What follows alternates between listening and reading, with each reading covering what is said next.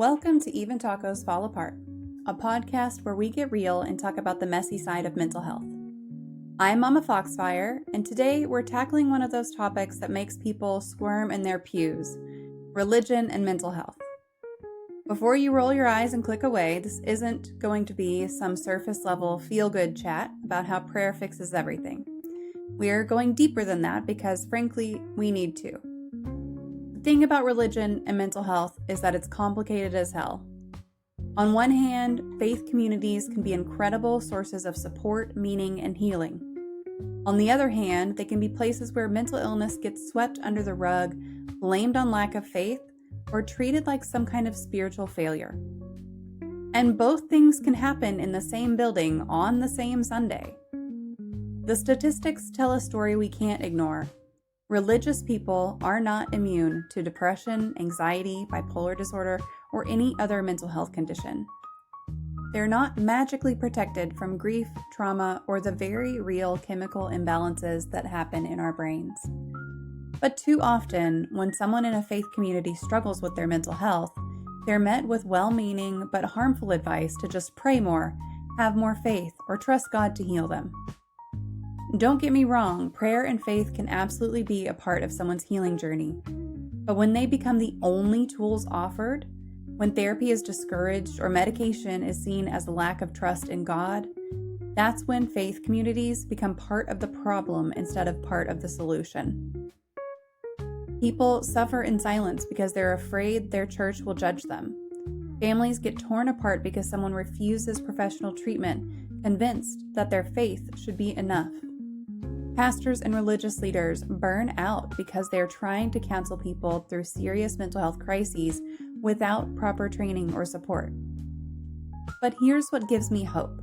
There are faith leaders out there who get it, who understand that you can love God and take antidepressants, who know that therapy and prayer aren't competing against each other, who recognize that sometimes the most faithful thing you can do is admit you need professional help.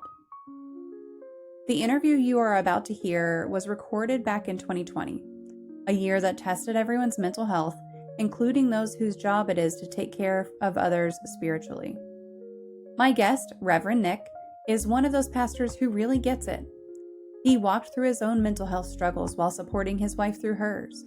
He's buried friends, battled depression, and learned that being a person of faith doesn't mean pretending you have it all together. What I love about Nick is that he doesn't sugarcoat anything. He talks openly about taking medication, going to therapy, and the messy reality of grief. He's not trying to be the perfect pastor. He's trying to be a real human who happens to serve in the ministry. This conversation happened during one of the hardest years many of us have ever lived through. Churches were closed, people were isolated, and mental health struggles were at an all-time high. But even in all that darkness, Nick was advocating for a different way, one where faith communities actually support people's mental health instead of ignoring it or making it worse. Whether you're religious, spiritual, or neither, this conversation matters because all of us have people in our lives who are part of faith communities. And all of us need to understand how to support each other better. We all also deserve to have our mental health taken seriously, regardless of what we believe about God. So settle in because we're about to get honest about what it really looks like when faith meets mental health. No platitudes, no easy answers, just real talk from someone who's living it every day. This is my conversation with Reverend Nick about religion, mental health, and why both can coexist in the same life. Hello, Smiles. How are you today? Bite. Hello. Is the cat on the cat cam Tyrion? Yes, it was. Yes. It was. Okay. Welcome to another Mental Health Monday. I'm super excited because tonight we are joined by Nick, who is the pastor at First United Methodist Church, New Ulm. Is that right? Ulm? Is that how you say that? Yes. Okay. In Minnesota, Nick is okay, interesting. He's a father, husband, home baker, guitar player, bibliophile, lover of Star Trek and coffee, which I view as a life-giving substance. He's had his fair share of struggles around mental health, and has muddled his way through grief and depression over the past year. Several years ago, his wife was diagnosed with bipolar disorder, and Nick sees part of his work as a pastor is advocating for those with mental health issues and trying to break the stigma around it. You're in good company here for that, and thank you very much for joining us. I appreciate it. So thank you very much just for being here today. I really appreciate it. Yeah, I'm excited and I'm looking forward to it. Yeah. So we're just going to kind of jump right in here. You are a pastor. What made you become interested in that work? So, in order to tell that story well, I kind of need to go back to a little further. Um, for me, kind of experiencing God, as it were, which kind of came over the course of going to a summer camp. Both my parents worked over the summer. I wasn't old enough to really be home the whole time. So, okay, we got to find something for him to do. Let's send him to a camp. Okay. And it was fun. It was like, we would play games and stuff, but I've came to find out later it was held at a private Christian school. Um, I don't believe that was by design, at least for my parents. I think the idea behind that was just, hey, this is close to our house and somewhat affordable. Let's do this. Um, so that kind of spurred me into faith after some time in youth group and connecting with a local church. At first, when I went away to college, I was studying music because I play the guitar. Didn't know what I wanted to do with it. I didn't care about being a rock star, or I just wanted to play. I didn't really know what that meant. That's great life goals and ambition to have at the age of 18, right? I just want to play. Well, unfortunately, that's not going to pay the bills. Right. um, and so it was actually my wife that kind of helped me discern a call to ministry. Her father is a pastor, so she was kind of in that PK life, long before she came to college. Met me and kind of discerned the skills, as it were.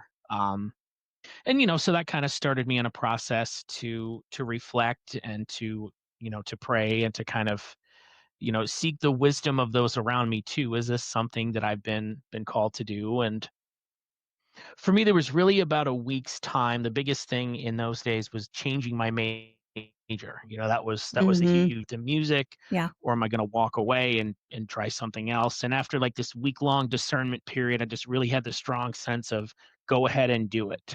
So I did. And so I began working towards that.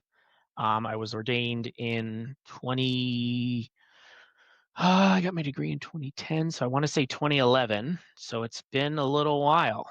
Um, but yeah, a lot of it was, my help me just realize that I enjoy, preaching and teaching and, you know, peopling to a certain point. Um, I'm an extrovert once you get me going, but Mhm. at the same time, give me my space. Yes. I know those Um, feels very well. mhm. So you also have several hobbies and interests, as you mentioned in your bio. Do you do anything for self-care on a routine basis? Um, so I have a lot of colleagues and friends that are also pastors, because vocational thing, we all kind of know how it goes, support system, whatever. Um, I have yet to meet someone who has been doing this a while that's exceptionally good at it. There are a few exceptions, actually, I should say. Um, but on the whole, a lot of, friends are kind of asking the same question. What does it mean to care for yourself well? Mhm. Um, and before March, before our world changed so much, for me it was making sure I take my day off, trying to, get enough sleep, go for walks, etc. Now it kind of looks different. For me, it's I try to do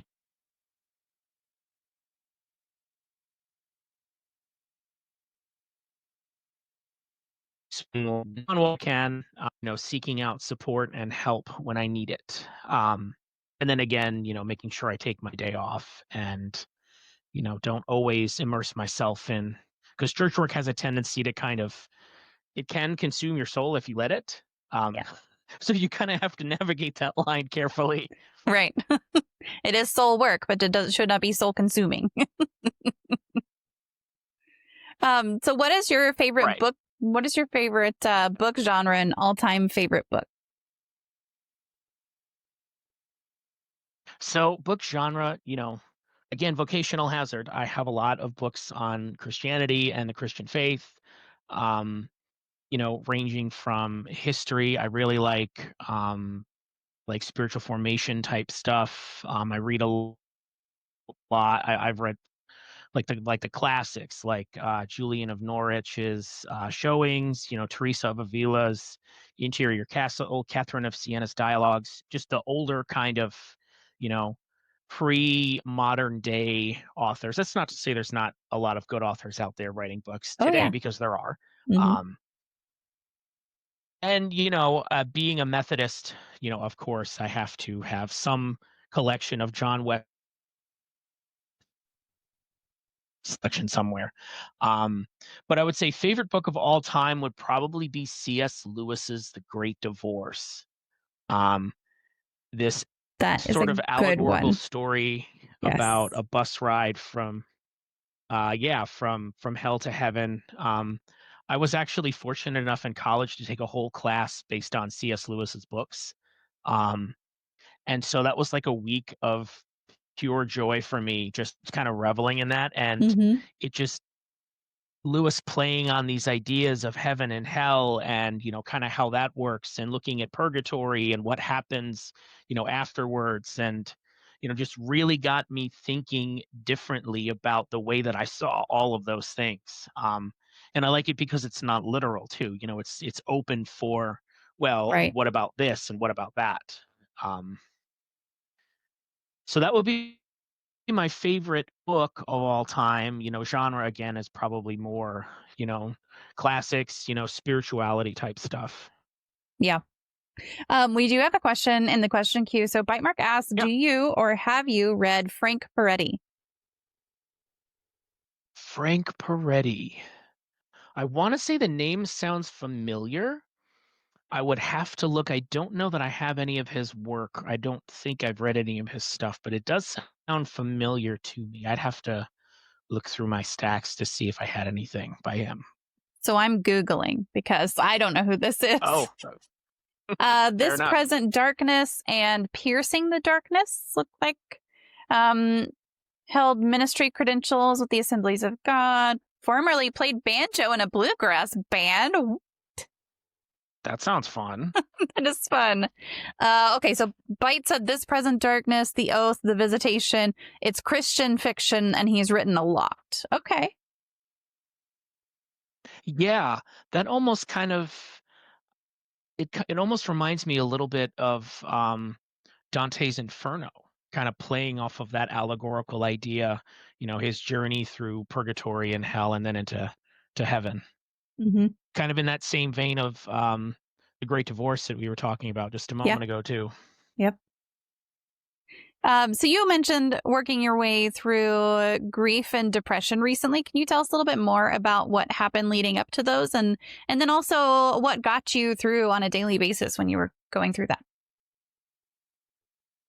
So I'm going to respond by saying I would love to, and I genuinely mean that. Um, the reason I am currently serving where I am, both in the denomination I'm in and in the current context I'm in, is because of a dear friend of mine. His name was Clint Evans. He died of cancer last year in June. No, it was early July, if memory serves me right.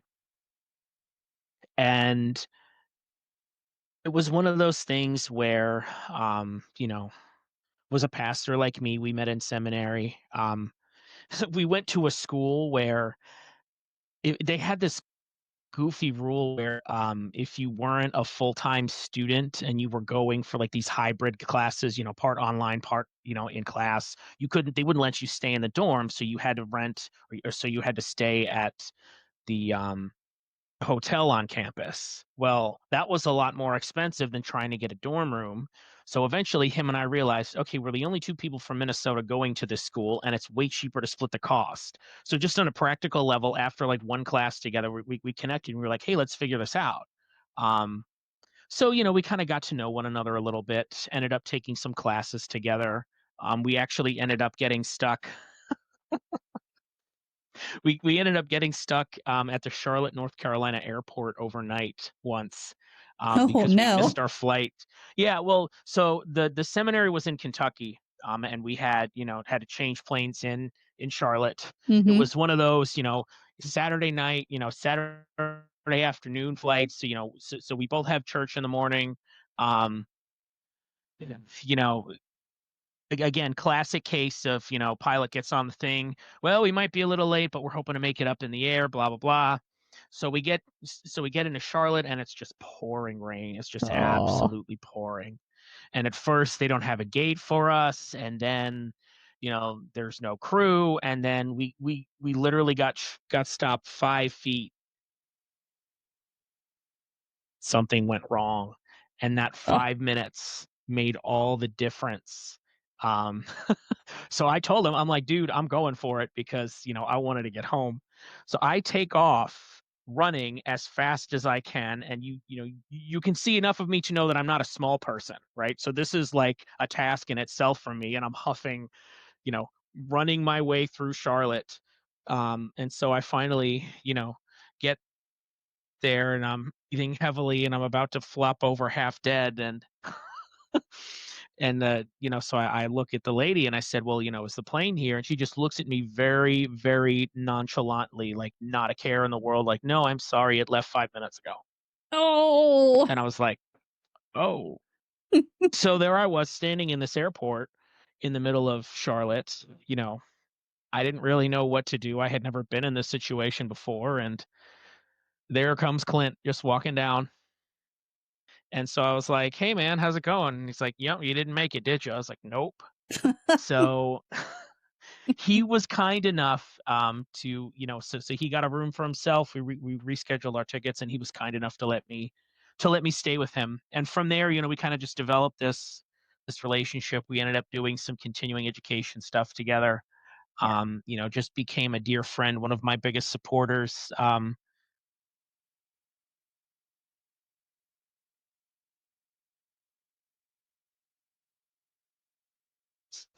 To tell me the truth, and just really, really loved me for who I was. Um, So he died last July. I know that's a lot of pretext to get where I'm going. That's okay. I'm sorry. No, it's all good. Um, and so he died, and I was asked to speak at his funeral because my wife and I are we're pretty close to him and his wife. He's married and had 3 daughters. He Mm. died at 38. Um, Oh my gosh. so yeah. So I spoke at the funeral, and that kind of set me on the grief path. I didn't necessarily know where I was going or what I was doing. I knew enough to know, okay, I need to get into therapy, um, talk therapy, because I can't navigate this on my own. Mm-hmm. Um, and that really helped. There was a book that I came across. I'm a big book nerd and a book pusher, if that wasn't already apparent. I Um, love it. I'm down. and so for me, um, there was a book by author Dana Trent.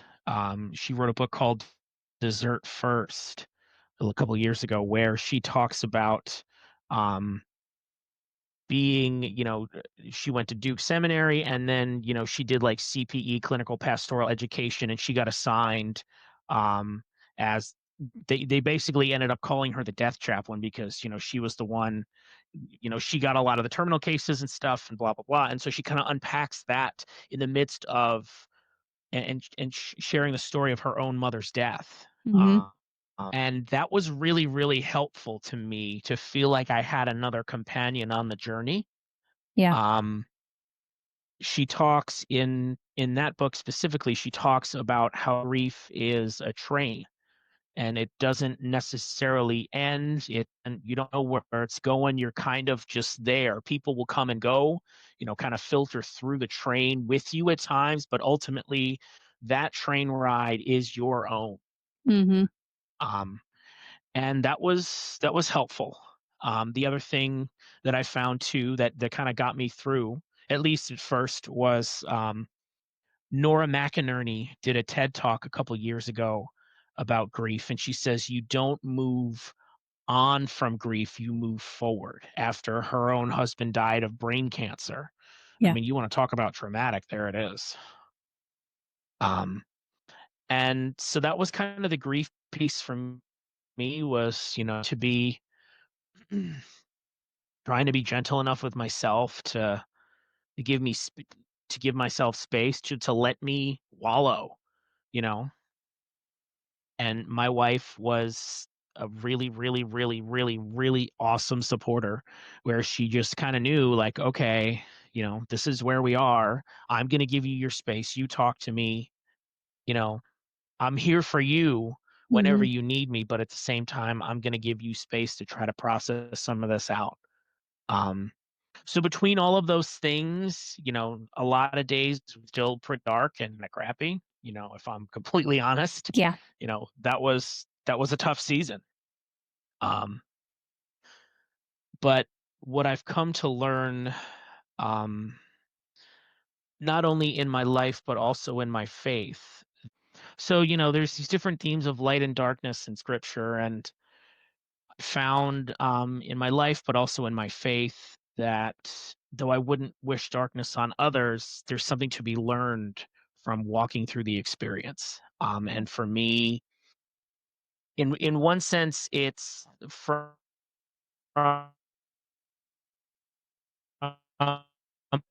my faith standpoint,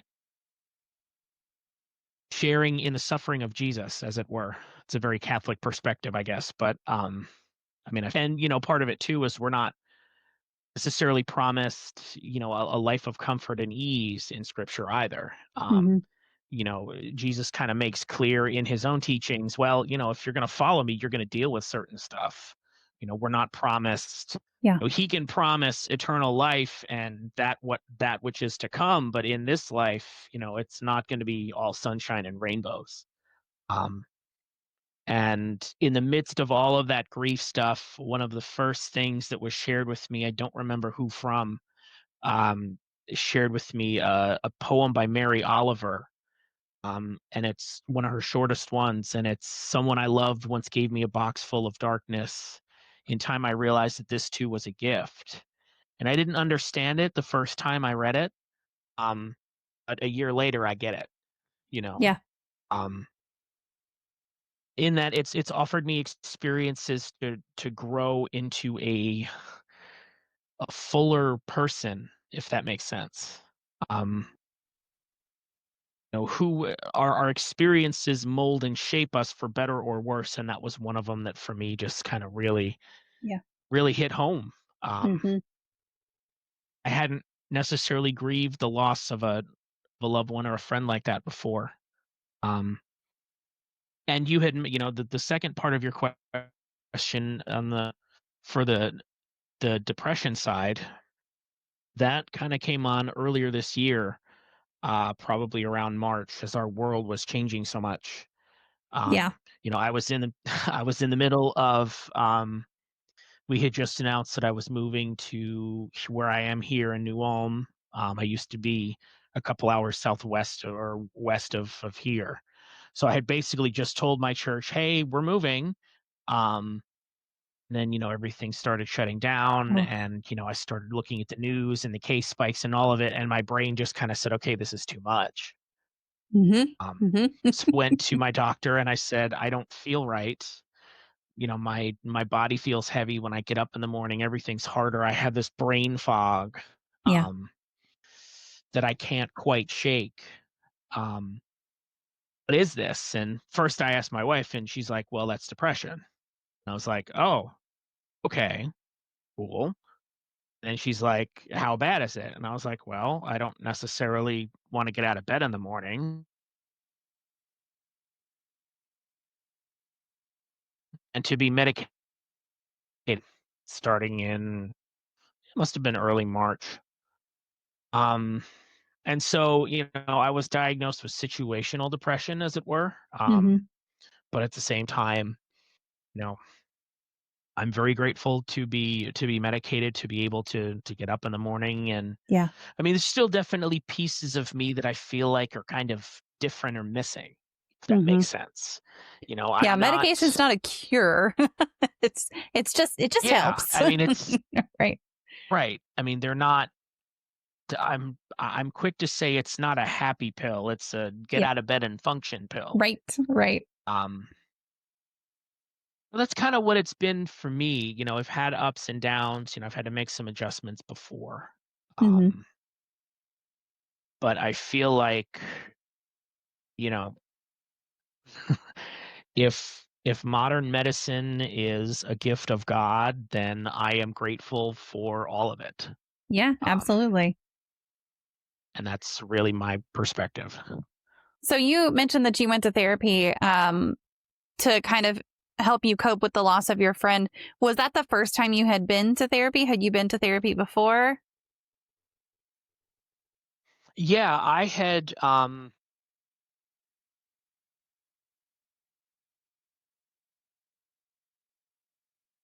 I gone when I was my mother had signed me was a lot younger because my parents divorced when I was really, really little. Mm-hmm. And she just wanted me to have somebody to talk to kind of work some stuff out. Yeah. Because classic kid, parents get divorced, you blame yourself, blah, blah, blah. Not to minimize any of that. That's just, I've heard it so many times and it's Right. just such a statistic. So I was in therapy for a while with her. I had gone on and off a little bit a few years previous. And then, once my friend died, I kind of realized, okay, it's probably time for me to go back again. So Yeah. no, that was not my first time in therapy or experience with it.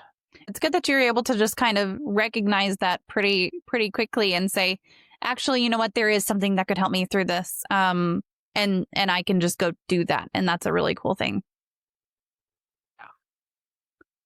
So is there anything that you would have wanted those around you to do differently during your struggles with both grief and now with depression as well to better support you? I feel like in a lot of ways, a lot of that is contextual, right? Like if we weren't living through a pandemic right now, I would do everything I could and to try to catch more, with those around me in Yeah. person if it wasn't an issue. Um, Even then, I think the life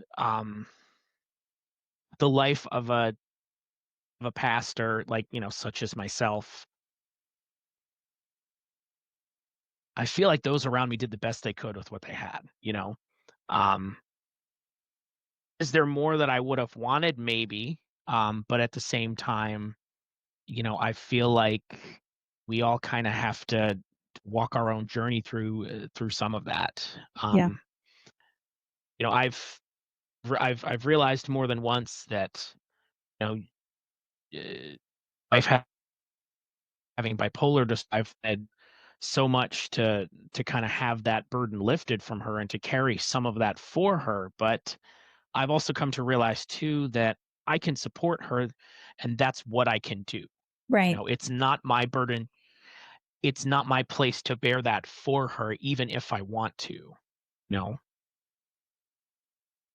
Yeah, that's a hard thing to come to grips with whenever you just want to take on someone else's struggle as your own. And A, that's not healthy for you to do, but also B, like that's just not sometimes it's not helpful for the other person either. If I'm processing through grief over the loss of a friend or a loved one, it's not something that, my best friend who isn't impacted by can just say, it's okay, I'll grieve for you instead. It's like, actually, I really need that to process. I really need to do that to get through that process. So, but that's a Well, and hard thing to realize in the moment.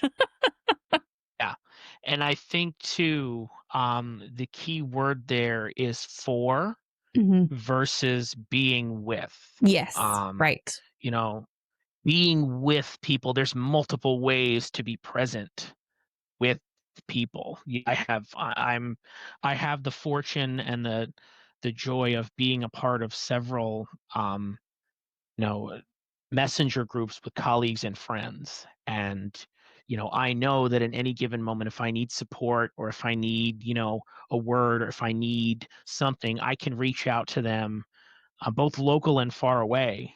I have some folks that I came through continuing ed with, who was very close to Clint too, and we all kind of molded, we all kind of came together around his death, and we've really formed our own community. Even if we only see each other a few times every year. Yeah. It's just it's comforting to know that that's there. So I feel very, very grateful to have that, in addition to my own family support as well. Yeah. Do you have any advice for someone who might be in a similar situation right now where they're working through grief? And especially as you were just mentioning, we're all kind of isolated right now. It's hard to do a lot of things you would normally do, like get together and, go grab a cup of coffee or something. Do you have any advice for anyone who's going through something like that right now? I would say start by being gentle with yourself. Don't try to overdo it. I would say recognize the process. Understand that this isn't going to go away overnight, that, it may take, a week, a month, several months, Yeah. whatever. Um, and I'd say do what you can. Maybe it's, I have some friends, we get together on a Zoom call every once in a while. Hey, and we just sit and we hang out, and we listen to what's going on in each other's lives, or we express frustration about stuff we're dealing with in ministry, or we ask for, hey, can you pray for me? I'm dealing with this, or this is a really hard thing that I'm kind of wrestling with. I just need some support, and I just need to blow off some steam. Um, so I'd say, as much as you can, find your people, um, Hmm. as it were, regardless of who they are or where they are. I found social media can be wonderful in that sense. And I need to stop doom scrolling so much, but don't we all? Um, but for me, it's really just, yeah, I'd say those three things. Be Yeah. kind to yourself, trust the process, find your people. Yep. Take that or Those are leave three it. great I don't things. know if it's Yeah. advice or not. No, that's good life advice too. Just in general. I think that that's good life advice.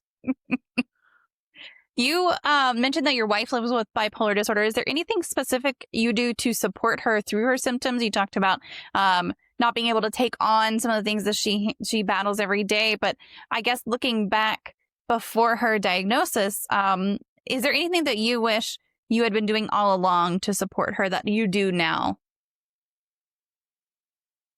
I think for me, a lot of that was um, adjusting to the new normal, Hmm.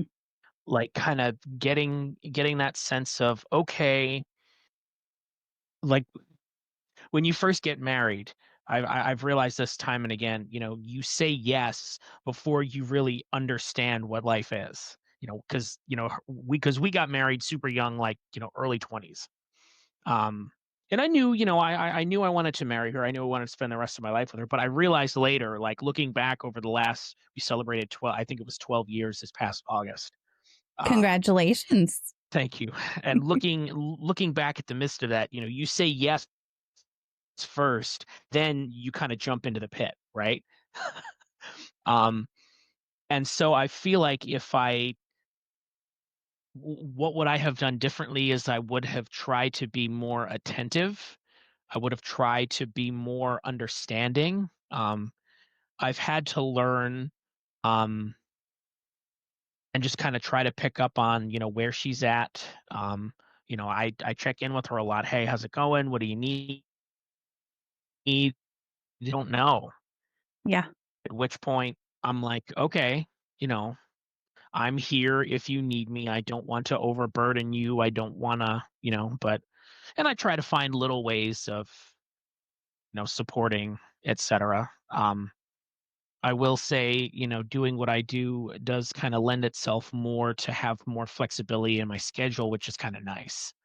Um, Whereas before I started into full-time ministry, I was bivocational, and that was harder because I was working retail where, you got to be there and put your time in. Right. Um, And, that was a season that we had to walk through together, and we got through it. And I did have some awesome people around me at the time too. Um, so I think generally, for me, it was learning about it and making the adjustments into the new normal and trying to jump in with both feet as best could, even in the midst of making mistakes. Yeah. Um, and really just trying to love and support her through it all, which is easy when, you love your spouse, you do it anyway, right? I mean, that's the whole for better or worse thing. Um, so We do have another question from the community. So Smiles said, you mentioned being gentle with yourself. What does that look like for you? What do you suggest for other people when they are hard on themselves? so I don't know how familiar you all are with the Enneagram at all. If it, some people are really into it, Christian circles, non-Christian circles, whatever. Um, I did some work around it in my continuing ed. I am an Enneagram 1, so I am the classic reformer, otherwise known as perfectionist. Uh, um, I like all myself from perfection because I'm trying to undo all of the stuff, that I've been doing for the past however many years. Um, and so for me, being gentle with myself looks a lot like trying to get enough sleep at night. Using my CPAP machine every night because it helps me sleep, making sure that I take my meds, being okay with unproductive days. Um, for someone like me who has a strong inner voice that's pretty harsh, I'm learning to try to shut the voice up when it gets hard. And that takes some brain work that I'm at times unwilling or not really interested in doing. It can be easier to grovel sometimes. So I think for me it would be, making sure that you're tending to your sleep well, that you're taking medication if you have it or if you need it. Mhm. Um, and then it's also trying not to overschedule myself on any given day too, and the constant reminder of my productivity does not define who I am or my worth. Um, That's a hard one for me. yeah, I think that's really, yeah, that would be what I could say for something like that. It's a Yeah. good question. Smiles said 8W7. So what does the W in that mean? Is that just like a combination of 8 and 7? That's so for yeah, so for the Enneagram, it starts with an assessment that's put out by the people that do the Enneagram, and it kind of walks you through. It's like one of those person type things. Mm-hmm. And so um for me, like you have your main number, which mine is a 1, and then the W means wing. Then you have like a wing number at which Oh, which is okay. usually um so the Enneagram goes from 1 to 9. Yeah. So that's the wing number. And so it's kind of like a subset of who you are. Like I'm a 1 Right. wing 2. So I have parts of the 1, and then I also have parts of what it means to be a 2 to a point. The Yeah. biggest Right. thing that I learned is like we have the entirety of the Enneagram within us, but that's kind of so for them, they identify as, as an 8 with a 7 wing, which would means eights are really, really, really um sure of themselves, like I'm like, hey, we're gonna do this full steam ahead, just super confident, everything that I'm not. I have some friends who are eights and I love them dearly because they are willing to speak their truth. And sometimes it comes off a little harsh, but sometimes that's what we need. So yeah, so that's 8 wing 7. Respect. Yeah. So I'm not feeling, I've taken several different personality tests through work, and then the one that's online is like the 16 personalities one, but this is one I haven't done. So I might have to look and see, if there's a way to take it online. I'm sure there is. Autumn said I'm a 5W4, but closer to 5W8, which doesn't exist. Yeah. Yeah. I think if you were to Google the Enneagram Institute, that would be a decent place to start. You might have to pay for the test. I know there used to be a way to do it for free. I'll kind of leave that up to you. There is do I have it here? No, I think that's at the church. The intro book to the Enneagram for me was The Road Back to You by Suzanne something or other. And that kind of helped start me in addition to, taking some classes on it. Yeah. I'll have to check it out for sure. So does what you and your family have lived through help you relate to others in some way? Are there any times where where your experiences or background, or your diagnosis even has helped you connect with someone else? I think so. I hope so.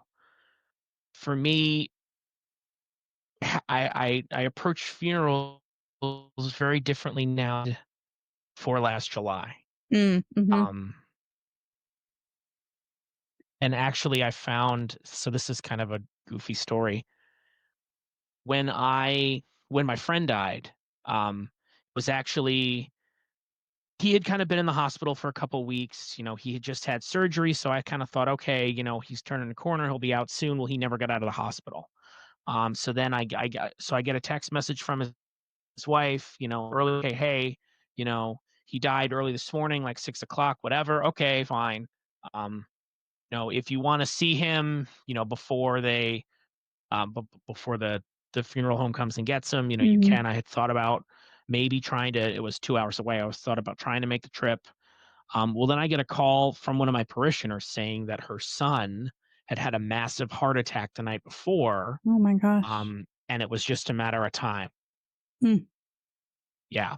And this is what we deal in as pastors sometimes. So I was like, okay, well, how can I, I work for you. You tell me what you want me to do. And they were like, can you come? Absolutely. So that was all. I was actually out in Sioux Falls, South Dakota. So I drove the hour and 45 minutes from my house to there, and I sat with them. That's what you do. Yeah. You're present. I've been in the room when people have died. And it never strikes me harder than how we're literally here 1 minute and then gone the next. Yeah. I mean, there's nothing, super huge or dramatic about it. It's just we're here and then we're not. Yep. And so that, so that ended up being, and so that the end of that week ended up being, I had 3 funerals over the course of like 4 days. Oh, wow. One, yeah, that was a long week. I had one lady pass, a couple weeks earlier, and we had already had that one set up. And then, I worked with the family who I went to be with. She was also my secretary at the church. So, I mean, how do I refuse you, right? Right, You were one right. of my people. I'm here to love you as best I can. And then my buddy's funeral was that Sunday. So I did 2, and then I was part of a third, and that was the longest 4 days of. That might have actually even felt longer than writing final papers and stuff for grad school. So that was a long week, but kind of walking through and experiencing all of that over the course of a few days, that was interesting. But it definitely helped me relate more to. I approach funerals a lot differently. I try to remind myself more to be kind, because everyone is grieving something, especially right now. I was on, I think it was Facebook earlier today. It popped up in my memories, an article that basically said that, hey, be nice to everyone because we're all grieving something. It feels especially appropriate right now. Yeah, most definitely. I mean, that's and you never know what that is for someone. Someone could have just lost a friend or family member, or they're just having a really hard time in this 2020 world. And both of those are valid. And neither of them should be dismissed as less than another, because every person's experience is different, and everything that someone else can handle is different. And that's something that I think a lot of people have a hard time understanding. So, Yeah, that's absolutely right. what is so you kind of talked a little bit about your parishioners. What is the best or biggest or most profound thing you've learned from someone who goes to your services, and how did that come about? So it's an interesting question because I've only been where I'm at for about 4.5 months. Um, I would say on the whole,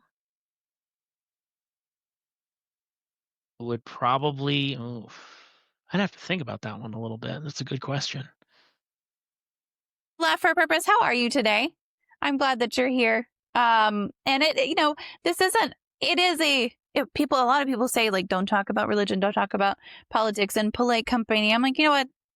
That's what needs to be talked about. Because if we don't talk about it, then we're never going to understand the differences that we have from one another. You know what I mean?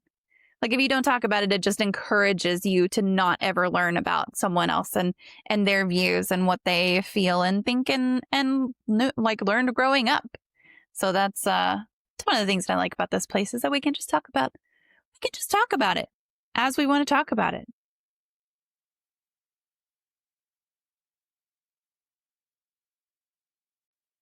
That was a good question. I think being welcomed with open arms and feeling like I can be my authentic self in a place, which is sometimes difficult given what I do. Yeah. Um, I there are moments where I've felt before like I can only be part of who I am. I can't be all of my authentic self because of stigma, or that's not what a pastor is supposed to look like or act like. I mean, we all whatever. So I feel like that's probably one of the best lessons I've learned. Yeah, it's a good question. Yeah. We have another question from the chat here, which I was going to ask something similar to this, but I like the way that they phrased this. So they said, hoping that I didn't miss this question. I apologize if you're not taking questions or if it's been asked. We're totally taking questions. Many people in the Christian world have come out and said mental health, such as depression, anxiety, etc., doesn't need therapy. Just take it to Jesus. However, it has been proved that therapy is needed. So how do we get the Christian world to go to see that it goes just... I am butchering what you typed here, to see that it goes past just prayer? Well, that's the question, isn't it? That's why I do what I do. That's why this is important to me. I think a lot of it is education and just realizing, hey, guess what? Um, it's okay to not be okay. It's okay to need help. For better or worse, I don't remember who it was, but it was like last year. I saw a tweet, that basically said, if your brain chemicals aren't functioning properly, store bought is fine. Yes. Um, Yes. and I love that so much because I mean it's chemical imbalance. It's not, and I'm going to try to tread carefully here.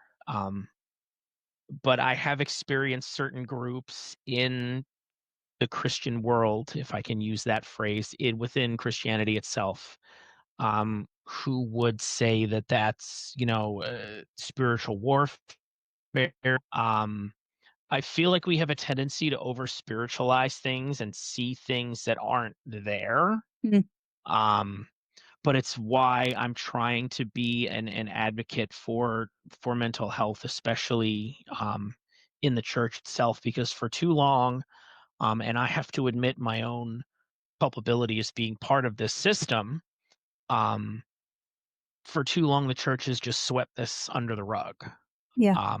Where we don't want to sit, we don't want to talk about it, we don't want to look at it, and unfortunately, that does great harm. And so, if that has happened to anyone, I deeply apologize, and I'm really sorry. I would say it's not true of every group, every faith community that you will encounter, but it does happen, and unfortunately, to me, it's a short-sighted way of approaching something that's a lot more complex. And I feel like too that kind of speaks to the notion of we live in an age where we want everything to be really super simple, you know, black or white, If there's one thing that, experiencing mental health and supporting my loved ones with it. If there's one thing I've learned from this, 10 or 12-year journey that I've been on, it's that there are a lot of shades of gray Mm-hmm. um, when it comes to that, and that it's way more complicated than we want it to be, and Oh, that's yeah. okay. We just have to be willing to admit that and kind of work and navigate within it.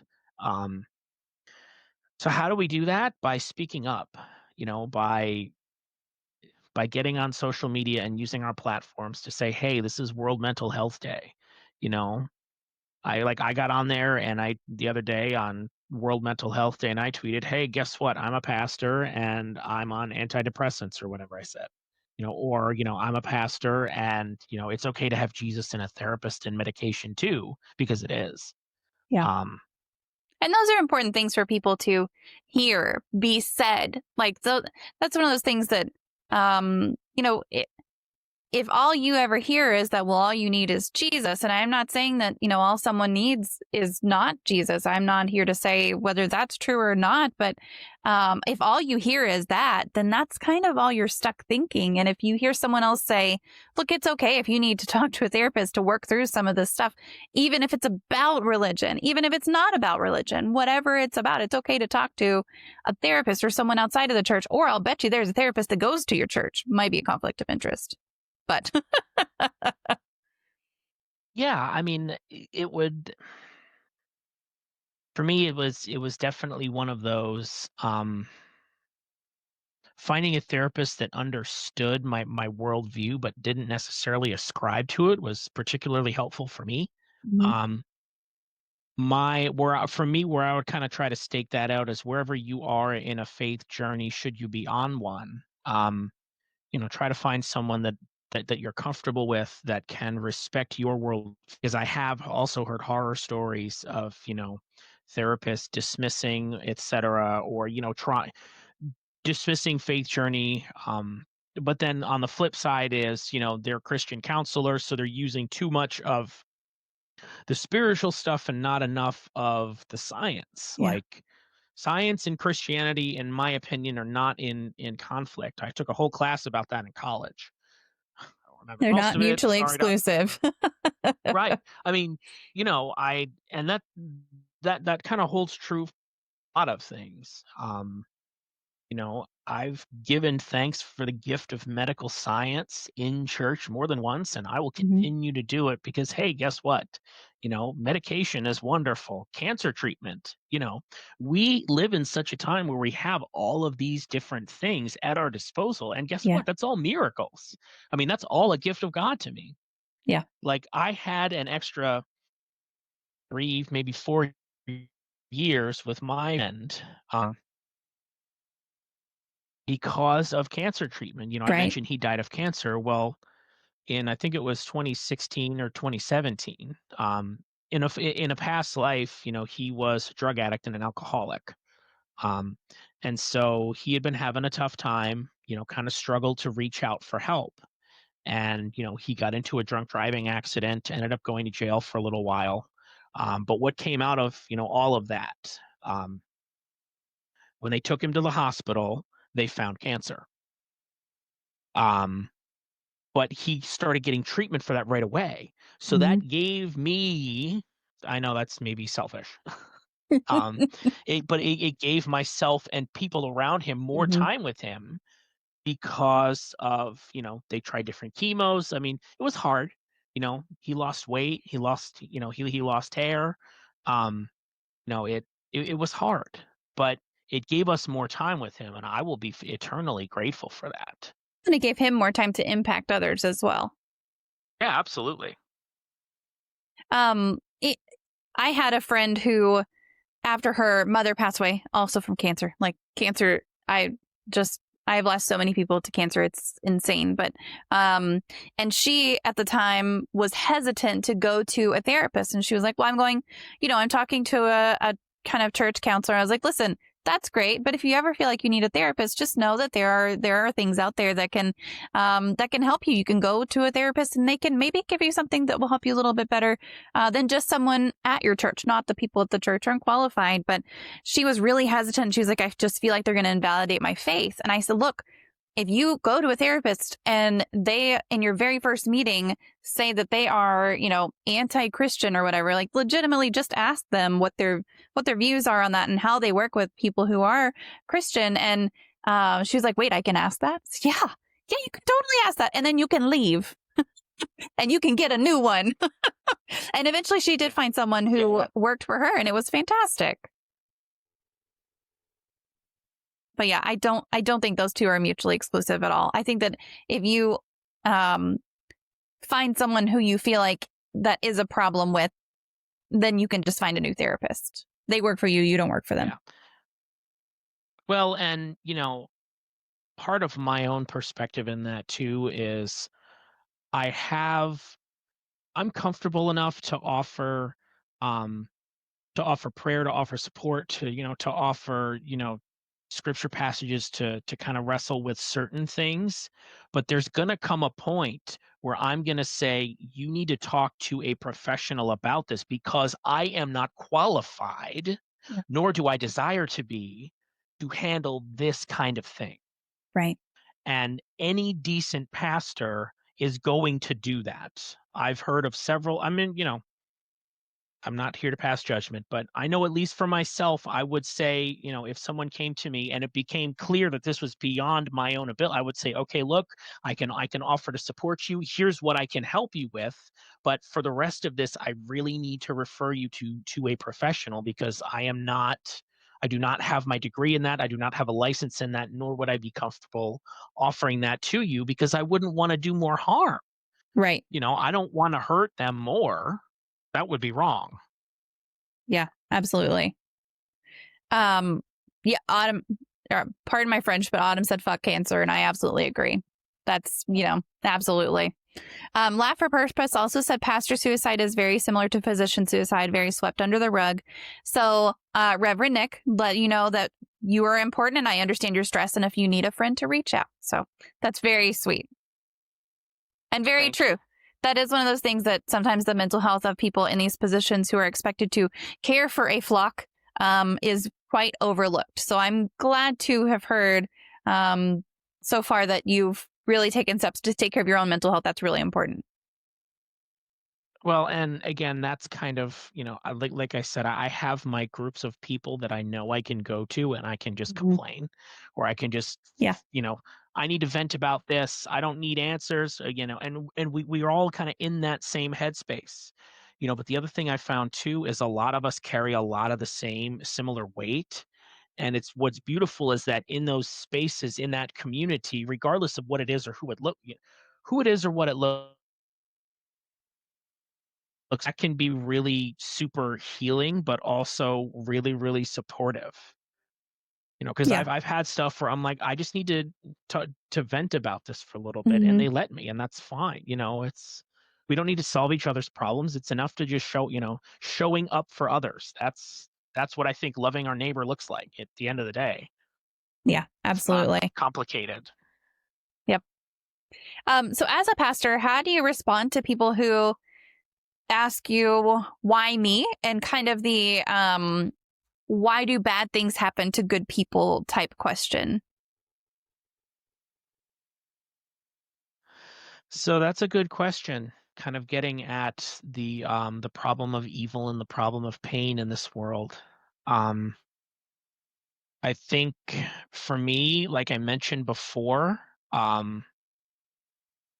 you don't necessarily appreciate the light without the darkness. If I can kind of play on those metaphors a little bit.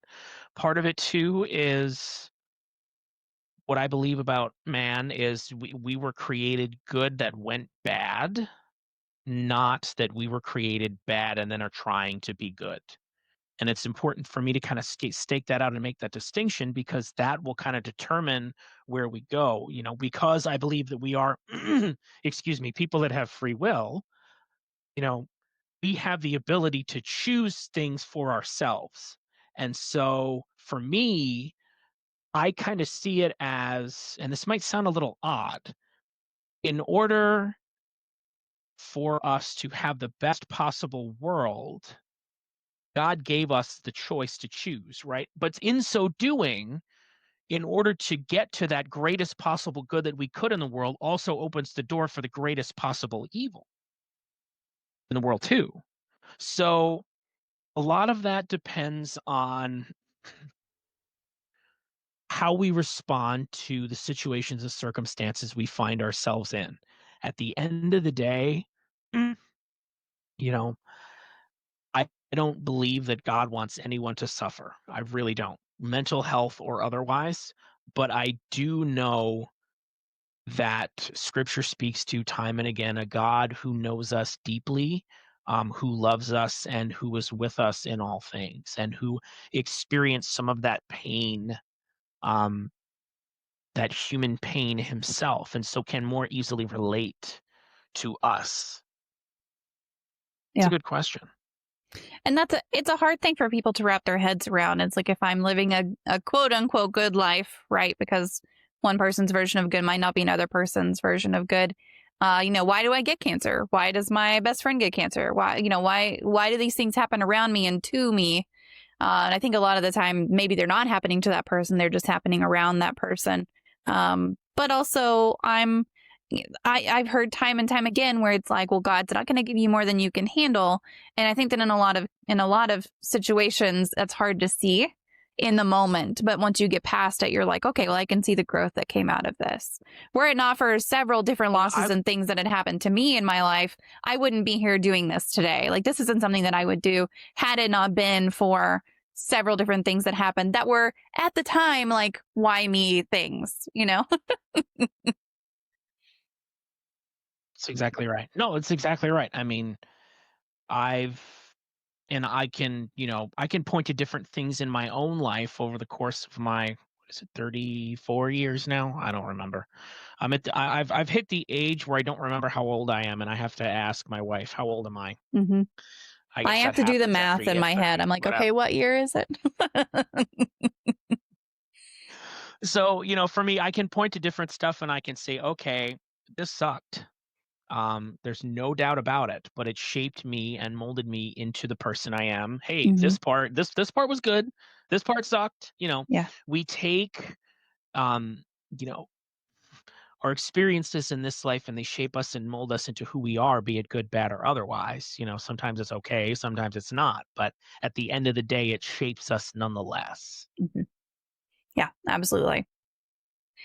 So most secular treatments for mental illness focus on healthy thinking and healthy living and healthy choices and healthy relationships. How much should someone who perhaps has lived with a mental illness for a long time expect conversion and normal spiritual maturity, along with sound doctrine and righteous living and biblical community, to impact mental illness alone?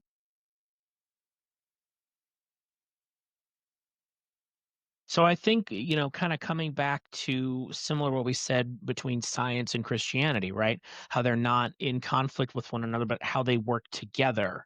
And how I see those not as mutually exclusive, but kind of working together. I feel like that's the same thing. Um, I can have, that community around me. I can have that spiritual maturity. In me, and yet I can still need to take a medication. I can still need to go to therapy, and that's a good and a holy thing. There are moments that I have shared with therapists that I've never told anyone else, just because the space lended itself to that, and because I felt like I needed to say it. Mm-hmm. um so I don't think it's ever an either or, and that it should always be a both and. um Yeah. Because where you get into trouble is where we trying to pick and choose. Well, it's one thing, but it's not the other. And again, we we can too easily do harm to others when we kind of go from one extreme to the other. And this is the Methodist in me a little bit. The founder of Methodism, John Wesley, believed in the Anglican idea called the via media, which is the middle way, moderation in all things. And I feel like that kind of speaks to that a little bit, how we kind of, you go extreme here or here, that's not so good, but the middle way is. Laugh for Purpose has another question. They said, as a pastor, I know tons of people come to you for assistance financially. When you say no because funds are not available, how do you keep from feeling sad or upset you couldn't help them? I struggle with this when people come to me for help. And I'll just add before you answer that, I struggle with that as well. Like I'm part of Beneath the Skin's mentorship program. And a lot of the time my mentee will reach out to me and she'll be having a hard time, or I've got a lot of friends who are having a hard time because, 2020. And every time they reach out and I'm like, man, I just wish I knew what to say. And I wish I knew how to not feel upset that I don't know what to say, or that I don't have what they need me to give. This is a great question, Laugh for a Purpose. Thank you. So one of the most profound pieces of wisdom I ever learned in seminary actually had to do with funerals and death, believe it or not, because since we're on the topic. See, I was taught you show up and you shut up. You don't have to have the right thing to say. You don't have to have the perfect words, phrased exactly whatever. At the end of the day, presence matters, specifically around those asking for, I've been in those situations before where I've had to say no, and it's really uncomfortable for me. It took me a while to get used to that. I know in my last church that I was for 4 years before coming here to New Ulm, I got a lot of requests for a lot of different stuff, and sometimes I had to say no, and you have to kind of walk that fine line between, okay, I acknowledge that you are a person who is of sacred worth and that you are a person who is deserving of having your needs met. But unfortunately, I may or may not be able to meet them in this particular time and place. I had to do a lot of soul searching to get there. And when I first had to deal with it, regardless of how I responded, I felt terrible either way. Yeah. I know that's not a great answer and that's not a happy answer, but that's kind of, and for me, it would kind of just became one of those, with experience came wisdom, and I got a little bit more okay with it as time went on. Autumn, that's a good point too. So Autumn said setting healthy boundaries, professional or otherwise, is self-care. Yes, absolutely. Sometimes it's hard to set those boundaries, but definitely when you can set them, it is healthy to do so. Well, and part of that too is managing expectations as well. Right. Which I'm bad at.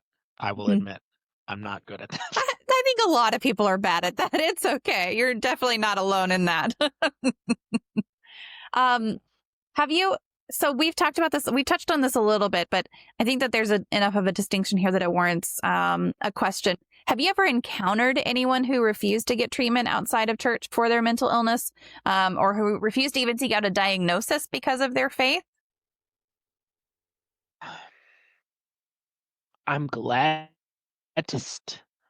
in my own circles and the people that I've come to know and work with, I haven't really encountered that too much. And I'm really glad to be able to say no to that, because again, that's just asking for trouble, one way or the other, at least to me. Right. I agree. And I mean, also, I think that culturally, we're more open about almost everything in our lives than we were. So I mentioned to you, my grandfather was a preacher at his church. And I can tell you that growing up in my church, like, there's no way that someone would have come out and said, I have depression, I have anxiety. I'm still grieving the loss of someone a week after the funeral, whatever it is, that just wouldn't have been talked about. Now I feel like we're a lot more open about actually talking about that. We deal with these things as human beings. Do you find that to be the case in the church as well, as far as attitudes towards mental illness? And I guess that's your church specifically, and then also just generally in the Christian community. So I haven't been here too long. So it's a little hard for me to be able to put my finger on it. Yeah. I will say this. I have tried to be as upfront and open to not only my board, but also my people in general as to where I am with that. One of my very first sermons, I talked about, hey, guess what? I have depression, and here's why. I was grieving, and here's why. This is where I'm at. Because I've experienced the whole idea of we don't want to talk about it, we don't want to hear about it. But then I feel like I'm not showing up as my authentic self. This is me. This is who I am. So I can't really specifically answer based on what I know about where I am now. I feel like they would be very welcoming, regardless. And that's something that has really stuck out to me in my short time here. Is my family and I have felt very welcomed. We felt very loved. We felt very appreciated. And within the larger Christian community, I feel like there's always more work to be done. Um, the journey is never over. I would say, again, depending on where you kind of stake out your denominational boundaries, if that's a phrase I can use and that makes any sense to anyone other than me. It makes sense to me. It's just the way my brain works. So kind of depending on, where you are or where you kind of lay claim to stuff will kind of dictate kind of how those other things play out. And I'm just going to leave it there. Yeah. I think. So you mentioned that you moved to this church fairly recently, like after March. Are y'all doing in person? How has it been getting used to a new church, a new congregation in this year? How is it different than it was before? It's weird. Yeah. I feel like that sums up this year. It's weird. Yeah. I mean, we've been doing, for the first couple months I was here, it was just exclusively virtual. Because I've tried to approach this rather cautiously. We have been doing like outdoor services for the past few months. I've expressed to my board I'm willing to try indoor in person so long as we can do it safely, and we need to make sure we have all of our ducks in a row to be able to do it. At the same time, cases in our county are starting to go up a little bit, so we might end up having to kind of scrap some of that and go back to exclusively virtual. Because it's getting too cold. Is that why you're kind of going back to that? Well, it's getting too cold to be outdoors much longer, but also if we were to move indoors, we need to have we just need to have certain safeguards in place, sure. Sanitizing and everything. And because cases are going up in our county right now, our infection rate still remains somewhat low. But if it keeps going up, I'm not sure what we're gonna do. So and that's just kind of my own where I've been at. I've taken a really conservative approach to this. Other churches are open and have been open for a while. I can't in good conscience I would love to be able to throw the doors open. Under normal circumstances, my first Sunday here would have been in-person worship, and then we have potluck afterwards, and I get to visit with people and talk to them.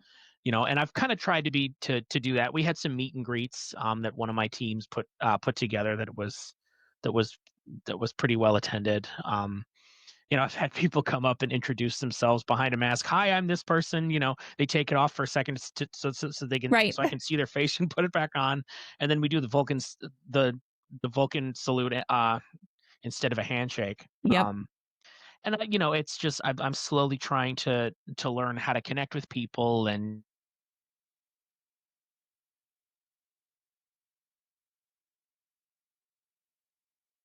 Oh, we might have dropped again. If nothing else, many of us have hit rock bottom this year.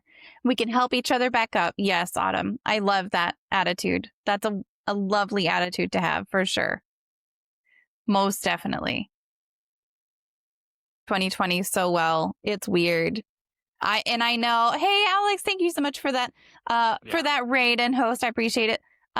So my sister, I can't pull it up because it's in Discord. I was gonna pull it up. She sent me a meme that was like decades I've lived through: the 80s, the 90s, the 2000s, the 2010s, 2020 first 3 months, 2020 March, 2020 April, 2020 June. It's like, yeah, pretty much. so my favorite one of those. I don't know if you've ever seen the show Schitt's Creek or not. Oh my God, I love that. I just finished watching the show, the rest of it that came onto Netflix. I haven't seen the latest season because Oh, so I'm good. my rewatch of Star Trek DS9. Yeah. But I found there's this meme that I've seen, and it's David through the different months. So March is him, okay, and then like September, October is the one where he's in the field with the lady and he's holding the pitchfork and he's squatting down, and she's like, "There's a bug on your dress." Yeah, I'll have to look that one up. Yes, that's awesome. I mean, yeah. Half of my presence on social media is really just sharing memes. That's just what I do. Listen, that is a valid strategy, quite honestly. I mean, I figure we all kind of need some humor and silliness in our lives, and Most definitely. why can't I be the one to offer that? And occasion, and of course I have to throw occasional hot take in there, or or Mm-hmm. that's what I'm good for, man. Yep, there you go. So what are some of the things that your church already implements, and what do you wish that your church would do differently to improve care for mentally ill people and their families?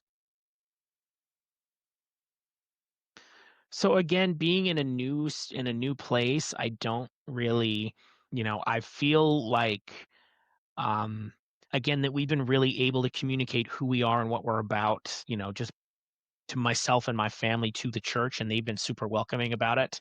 Hi, buddy. Sorry, I had to say hi to Tyrion for a second. Yep. Um,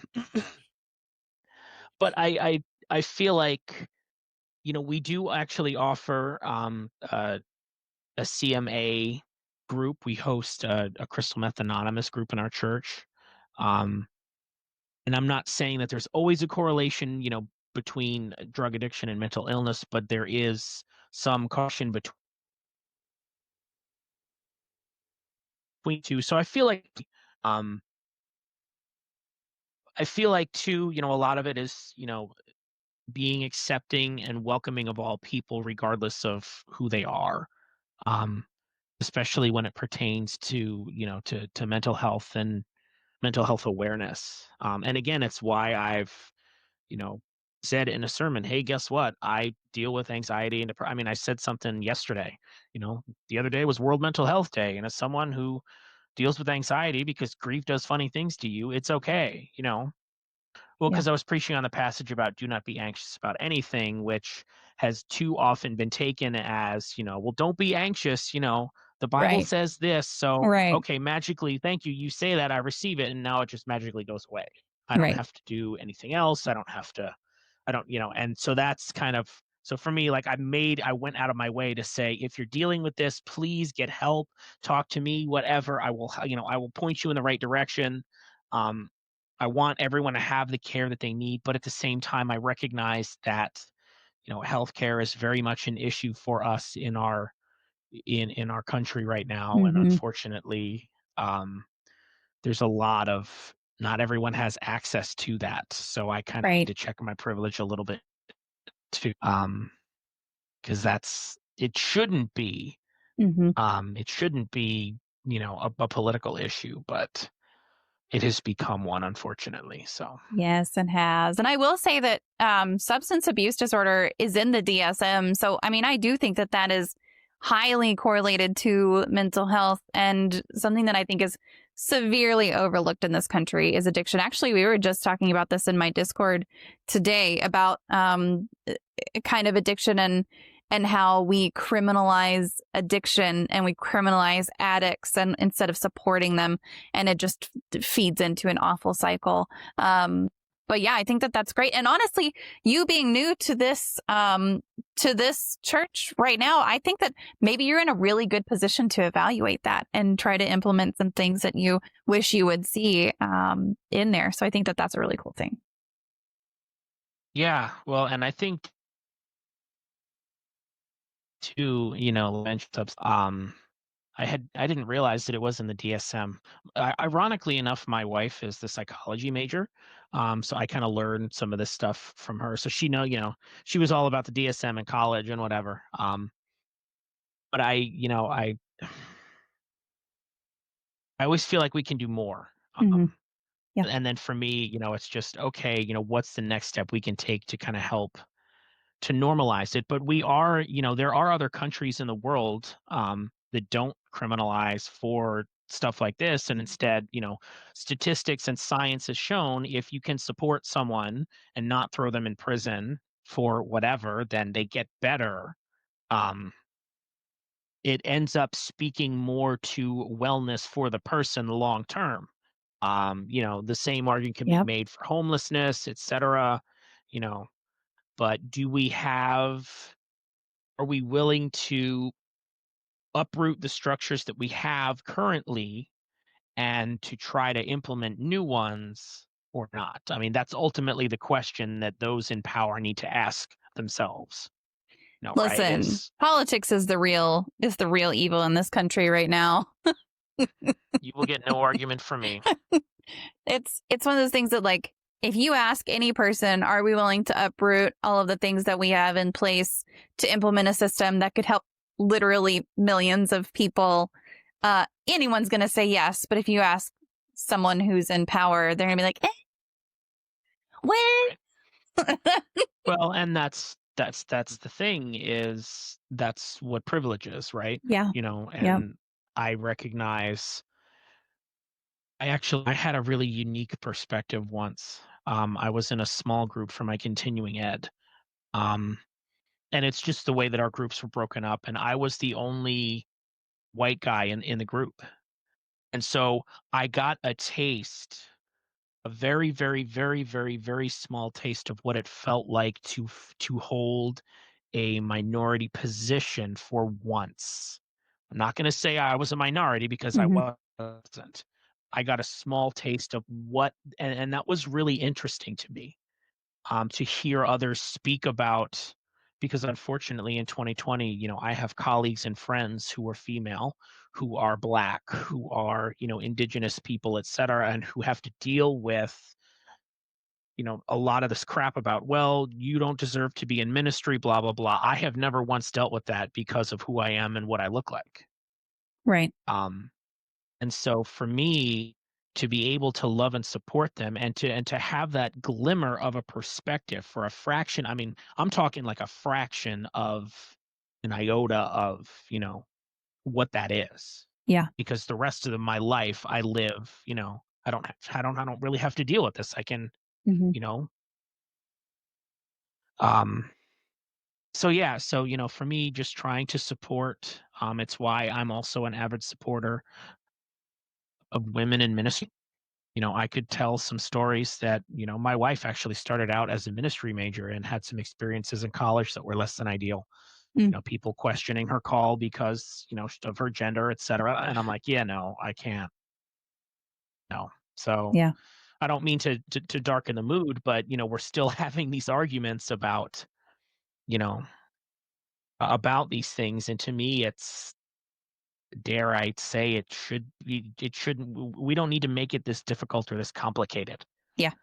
No, that's very true. And we were talking about that the other day in Discord also. Talk about some heavy topics. And I'm just now realizing we talk about a lot of really heavy stuff in Discord. But we were just talking about that the other day also, that the way that I grew up in a Baptist church, but also my grandfather was a pastor in a Church of Christ church.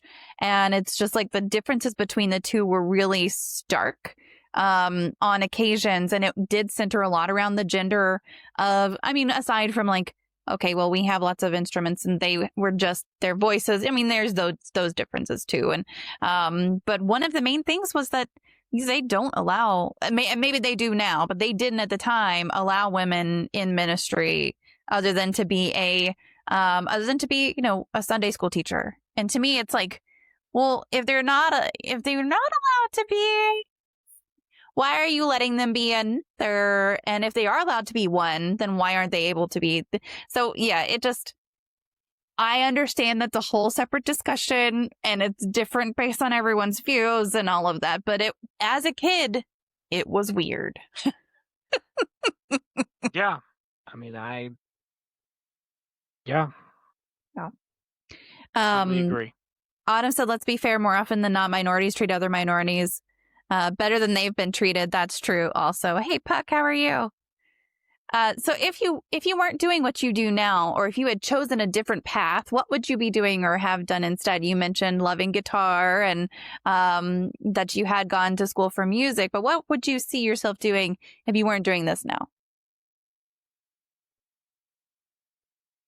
I would probably go to culinary school and become a baker, to be honest. Ooh, I love it. What's your favorite thing to bake? Because I enjoy bake. So for the longest time, I just would make, banana bread, quick bread, stuff that didn't require yeast, that was easy, right? So when I was in college, in my worship class, we were learning about, what happens, during communion, you get bread and you get juice or wine, depending on your tradition, whatever. Well, my professor had a recipe for some kind of homemade bread that he got up early that morning and made fresh for us. And it turns out it was like this honey oatmeal bread that we all loved. And then he gave it to us. So we sat out on the steps after class and we ate it together as a class. I asked him for the recipe and he gave it to me. And for years and years, it kind of just sat there until a couple of years ago, I decided, you know what? I got to conquer my fear of this yeast stuff. It's really not, it can't be that bad. Right.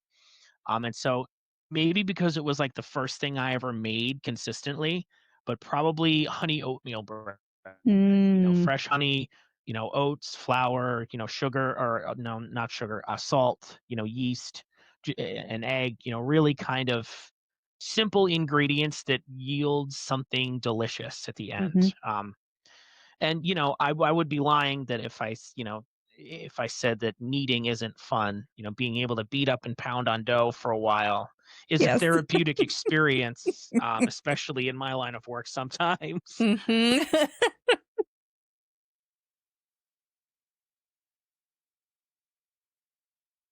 Yeah, my mom keeps offering me some sourdough starter, and she's going to bring me some eventually because I don't remember what I was going to make. But she was like, I have too much. Every time I get it down to a manageable amount, I have to make more. Like, oh, but Yeah. that's cool. I tried the sourdough for a while.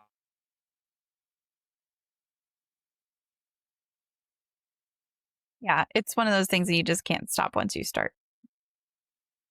Right. Okay, so now it's time for a very special thing. It is time for the Disney magic moment. I'm going to hand this magic wand to you through the through the camera. And if you could wave this and eliminate one common opinion or misconception or theory surrounding mental illness, disabilities, or talking about mental health, what would it be? So now it is your turn to tell me what that would be. Awesome. Okay. So for me, I think it would be that those who deal with mental health or mental illness and anything like that are less than, or that are fractions of people.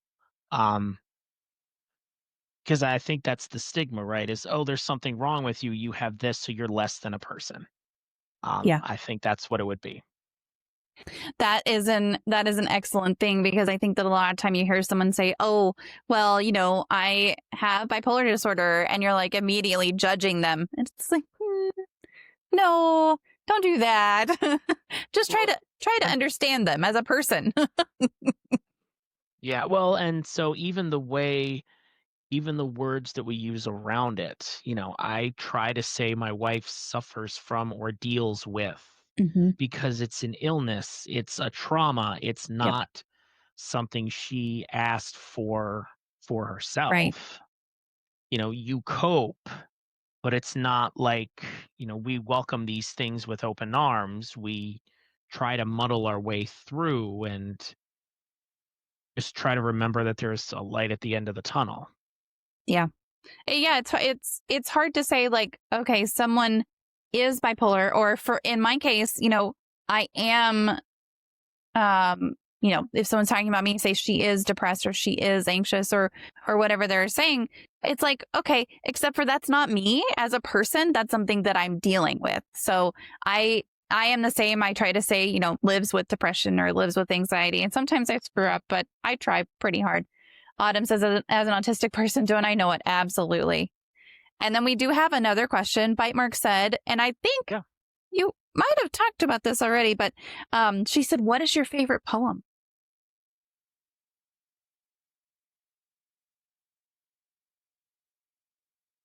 That's a good question. I've been trying to branch out into poetry more over the last few years. Um, and I'm gonna cheat a little bit because it's not technically a poem. Um, but towards the end of her book Showings, Julian of Norwich talks about, in the midst of dealing with, because Julian of Norwich lived through through a global pandemic back in like the 1300s too. She lived through the Black Death, um, and all. She was an anchoress that's, felt, different experiences with God or whatever. And towards the end of the book, she says, all shall be well, and all shall be well, and all manner of things shall be well. And to face and to see that in the face of what feels like her version of 2020 was, Right. to be able to say, um, that, it would probably be Mary Oliver's Box Full of Darkness that I mentioned earlier. Yeah. Yeah. So But there's so many good ones. Yeah, that's a really good one. And I know that some people, like, I don't know, people's idea of poetry sometimes is so narrow, but honestly, here we just accept whatever you feel is what your favorite is. So I think that's great. Cool. Works for me. With that, I will just kind of open the floor to you. And if there's anything that you want to talk about that we didn't talk about, or if there are any resources or websites or personal recommendations that you have, I'm just going to open the floor to you and say, have at it. Sure. So again, I'm a book pusher, so this is what I do. I found, one of my friend Clint actually told me once, he's like, I know you learn by reading. It's how you deal with stuff. And he said it to me in the context it was in. He said it so casually and matter of factly that I was taken aback.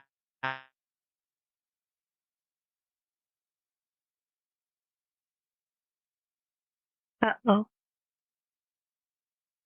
I think we might have lost him again. He'll reconnect. Oh, there we go. Perfect freeze. Yes. All right. He'll be back in just a minute. We've had a couple of freezes. It hasn't been too bad. There we go. All right. Better? Yes. Okay. So I've been reading through this book lately. It's The Long Night by Jessica Kantrowitz, who I actually discovered and followed on Twitter. And then she's like, I have this book. It's about depression. And I was like, oh, maybe that would help me. I'm like halfway through it and I love it. You can see so that's been really good for me. I would also be remiss if I didn't point out Dana Trent's book about Dessert First. We talked about that one earlier, Mm-hmm. death and grief and the like. I haven't read this one yet, but it just came out like a week or two ago.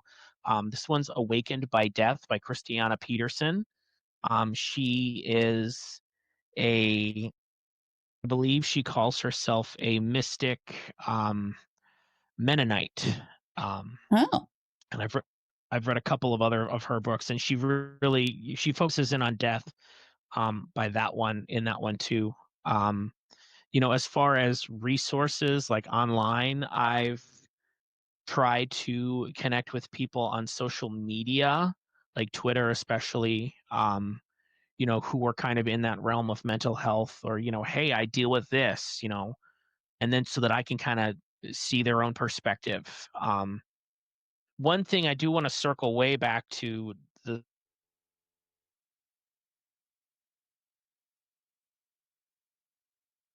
this I was being really super honest and open about what I was dealing with on Twitter. Mm-hmm. Um, like right after my friend died, I was like, the grief is hitting hard today, and then to kind of just have people, um, respond and say, hey, I've been there, some other stuff I found helpful, especially around, grief, um, whatever that kind of helped. If you think of some and you want to send them to me later, you are welcome to send them to me and I can share them with the community. The other thing I would suggest, specific to bipolar disorder, is I found Loving Someone with Bipolar Disorder. That one was pretty helpful when I found out about my wife. And just trying to support, and here's some different things you can try. Whatnot. That one was good too. Is that by Julia Sorry. Fast? Is that the right one? I don't have it in. That's okay. It looks like this is the right one.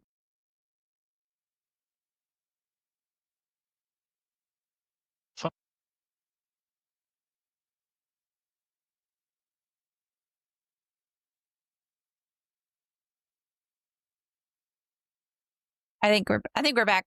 So it looks like it's by Julia Fast and John Preston. That sounds right. Got like kind of an orange cover, red cover. Yeah. Or at least this one does. All right, I put a link to that one in the chat as well. Cool. Okay, well, if there are no other questions, I will go ahead and close this out. Chat, give me just a minute to disconnect with our guest offline, and I will. Hey, Dr. D, I will be right back. I think we're going to play some 7 Days to Die if it's still Blood Night. I'll have to talk to Puck and Alex about that. And I will be right back. But thank you so much for being here today. I appreciate you taking the time out to talk to us about this. It was a fantastic time here. Much for having me. It was wonderful. That's a wrap on my conversation with Reverend Nick. I hope you heard something in there that resonated with you, whether you're sitting in a pew every Sunday or haven't set foot in a church in years.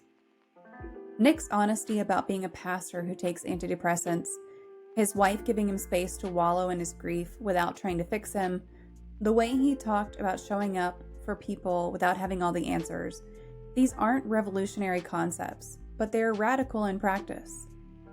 You don't have to be religious to apply what Nick shared. His 3 pieces of advice work for anyone struggling. Be gentle with yourself. Trust the process. Find your people. That last one especially, we all need those messenger groups, those friends who let us vent without trying to solve our problems. Nick reminded us that presence matters more than having perfect words. Think about that next time someone in your life is going through it. You don't need to be a therapist or a pastor or have your life figured out. You just need to show up. Text them back, sit with them, let them know they are not carrying their stuff alone. And if you're someone who's been told that your faith should be enough to handle your depression or anxiety, I want you to hear Nick's words again. It's okay to have Jesus and a therapist and medication too. Store-bought is fine when your brain chemicals aren't working right. Getting help is not a failure of faith. It's using the tools available to you. For those of you in faith communities, maybe it's time to have some uncomfortable conversations about how your church talks about mental health, about whether people feel safe being honest about their struggles, about training your leaders to recognize when someone needs professional help instead of just more prayer. The reality is, mental health doesn't care about your theology. Depression hits pastors and atheists alike. Anxiety doesn't check your baptism certificate before moving in. We're all just humans trying to figure out how to keep going when life gets hard. The thing that gives me hope is conversations like this one are happening more often. People are getting real about their struggles. Faith communities are slowly learning to do better. It's messy and it's slow and there's still so much work to do, but change is happening. If today's episode helped you in any way, do me a favor and help someone else find it. Leave a review or a comment or a rating wherever you listen to podcasts. Share it with that friend who needs to hear it. Hit subscribe so you don't miss future episodes. These conversations matter, but they only work if people actually hear them. And remember, if you're struggling right now, please reach out for help. Talk to a professional, call a friend, text a helpline. Your mental health matters and you deserve support.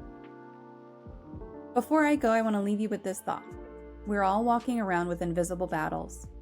Some days we hold it together beautifully, and some days we fall apart completely. Both are normal. Both are human. And just like even the most perfectly constructed taco eventually falls apart when you're trying to eat it, falling apart doesn't mean you're broken. It just means you're real. Until next time, be gentle with yourselves and with each other.